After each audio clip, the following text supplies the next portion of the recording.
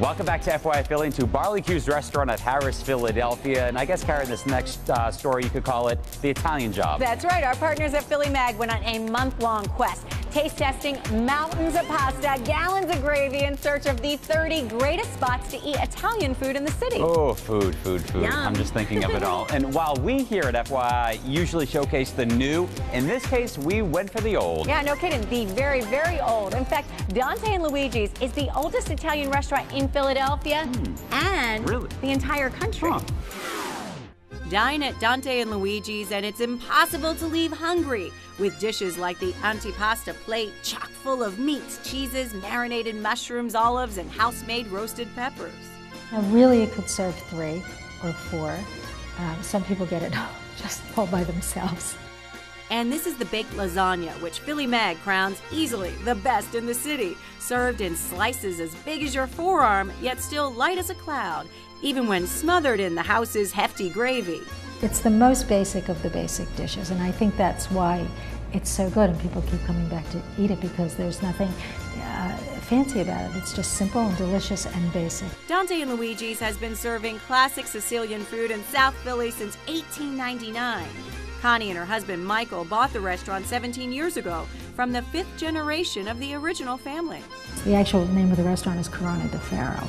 And when the sons, Dante and Luigi, came into the restaurant with their father, they wanted their name on it. So then it became Dante and Luigi's Corona di Ferro. When the La Russas bought the restaurant, the 2 old row homes it's housed in were run down. But room by room, they've been restoring the building to its original 1850s splendor. This dining room is their latest masterpiece.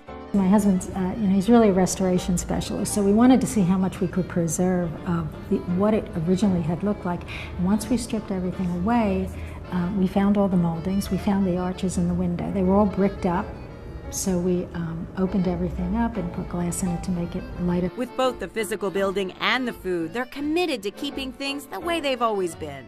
And we do things very old world traditionally. They're my husband's recipes because he was born in Sicily, came here as a young boy, and he cooked for his family, so a lot of the recipes are his. They make Italian gravy the old-fashioned way, slow-cooked tomato sauce with a meat base that can be bought in jars to take home. And everything is homemade, from the marinara that tops the mussels to the ossobuco. Now we do saffron risotto, and it just roasts in the oven for about 3 hours, and very simple. It's a wonderful, delicious dish.